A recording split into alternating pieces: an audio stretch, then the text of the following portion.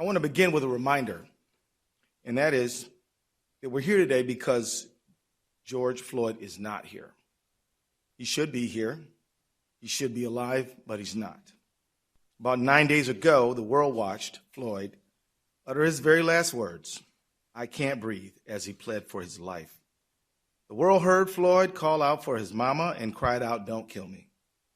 Just 2 days ago, when I became the lead prosecutor in the murder of Mr. Floyd, I asked for time to thoroughly review all the evidence in the case, and we looked at the evidence that's available, and the investigation is ongoing at this time.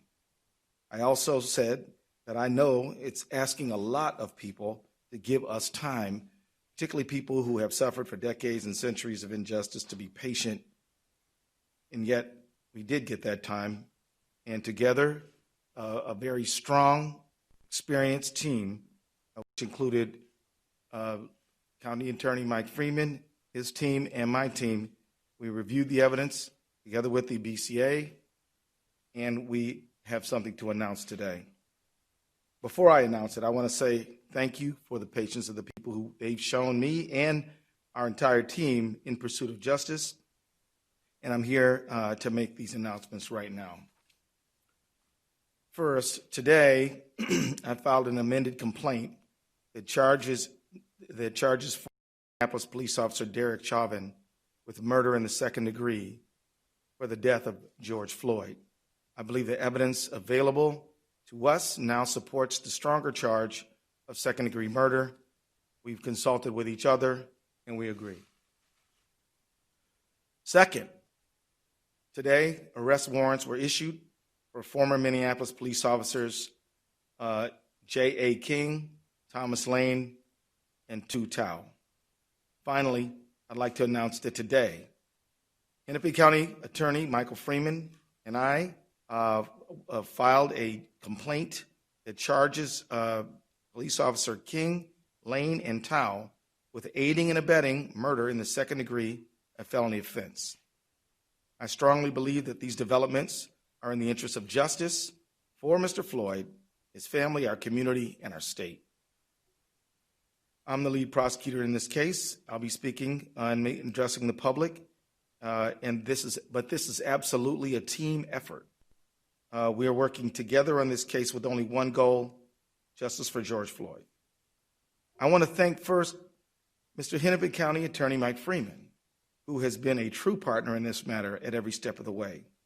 His experience and insight have been invaluable and will continue to be counted on by the team. I also want to thank County Attorney Freeman's professional staff who have cooperated and worked together with my staff and the investigating officers from the very minute this case started. I also want to thank Superintendent Drew Evans of the Bureau of Criminal Apprehension and his professional staff for the care and speed with which they are conducting this investigation. And I want to thank especially U.S. Attorney Erica McDonald and Special Agent in Charge Rainer Drolskagen, who are conducting a parallel federal color of law investigation. I have heard directly from the leadership of the Department of Justice that there is full support for her leadership in pursuit of her investigation. And as she put it so well, one team, one goal, one mission. I agree 100%. As I said earlier, I thank Mr. Floyd's family. I think, and I can speak for Mr. Freeman and I jointly thank them, along with U.S. Attorney McDonald. We thank the community for their patience in allowing us the time and space we need over these days to lay these charges. As it is so hard to do, I now ask for continued patience. This case continues to be under investigation. We will not be able to say very much publicly about the investigation, except that we encourage anyone who believes that they have evidence in this case to come forward and to be cooperative with the investigation. As we develop the case for prosecution, which will also not be able, we will not be able to say very much publicly about it, because our job is to seek justice and to obtain a conviction, not to make statements in the press, but to do our talking in court.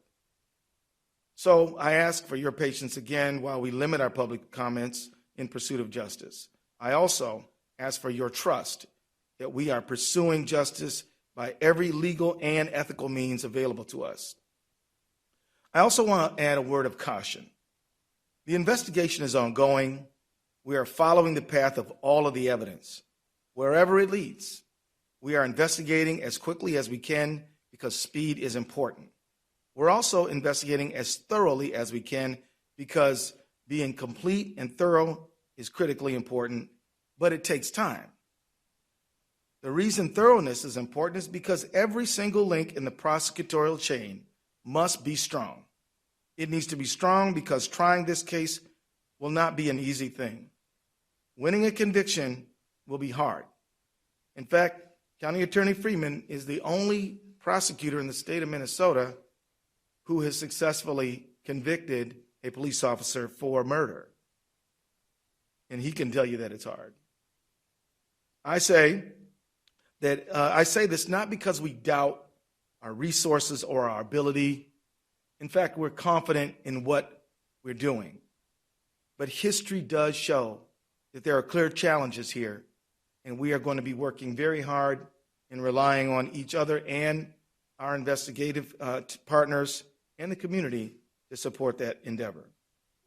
To the Floyd family, to our beloved community, and to everyone that is watching, I say, George Floyd mattered. He was loved.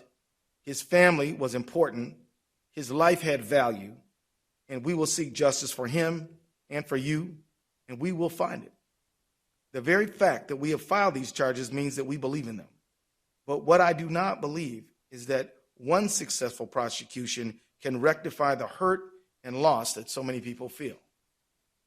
The solution to that pain will be slow and difficult work of constructing justice and fairness in our society. That work is the work of all of us. We don't need to wait for the resolution and investigation of this case to start that work.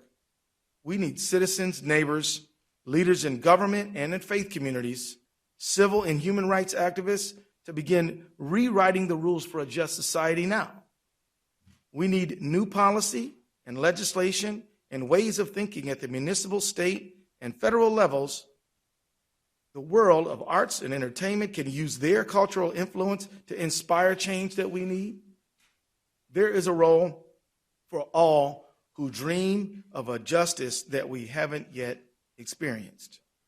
In the final analysis, a protest can shake a tree and can make the fruit fall down. But after that fruit is in reach, collecting it and making the jam must follow. The demonstrations and the protests are dramatic and necessary, but building just institutions is more of a slow grind, but equally important. And we have to begin that work as well. We need your energy, and we need everyone's help right now. Thank you very much.